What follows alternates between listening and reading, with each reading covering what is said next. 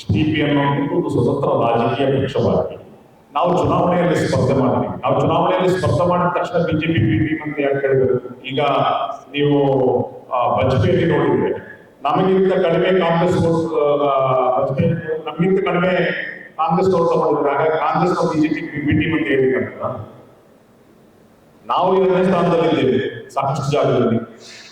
ಇದು ಈ ಸೋಕಾಳ್ ರಾಜಕೀಯ ಪಕ್ಷಗಳು ನಮ್ಮಂತ ಒಂದು ಬೆಳೆಯುವ ರಾಜಕೀಯ ಪಕ್ಷಗಳನ್ನ ನಮ್ಮ ಬೆಳವಣಿಗೆಯನ್ನ ಸಹಿಸಲಾದರೆ ಜನರ ಮನಸ್ಸಿನಲ್ಲಿ ಒಂದು ಅನುಮಾನಗಳನ್ನ ಮೂಡಿಸಲಿಕ್ಕೆ ಬೇಕಾದಂತ ಒಂದು ಅಪಪ್ರಚಾರ.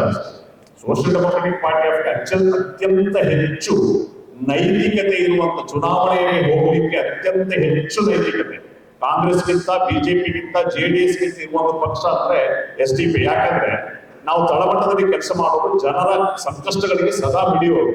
ಜನದ ಯಾವುದೇ ಸಂಕಷ್ಟ, ಅದು ಅತಿವೃಷ್ಟಿ ಇರ್ಬೋದು, ಅನಾವೃಷ್ಟಿ ಇರ್ಬೋದು, ಕೋವಿಡ್ ಸಂದರ್ಭ ಇರ್ಬೋದು, ಯಾವುದೇ ಸಂದರ್ಭದಲ್ಲಿ ಜನರೊಟ್ಟಿಗೆ ಇರುವಂತ ಪಕ್ಷ ಆಗಿರ್ತದೆ ನಾವು. ಹಾಗಾಗಿ ಚುನಾವಣೆಯಲ್ಲಿ ಮತ ಕೇಳಲಿಕ್ಕೆ, ಚುನಾವಣೆಯಲ್ಲಿ ಸ್ಪರ್ಧೆ ಮಾಡಲಿಕ್ಕೆ ಅತ್ಯಂತ ಹೆಚ್ಚು ಅರ್ಹತೆ, ನೈತಿಕತೆ ಇದ್ರೆ ಅದು social democratic party of India.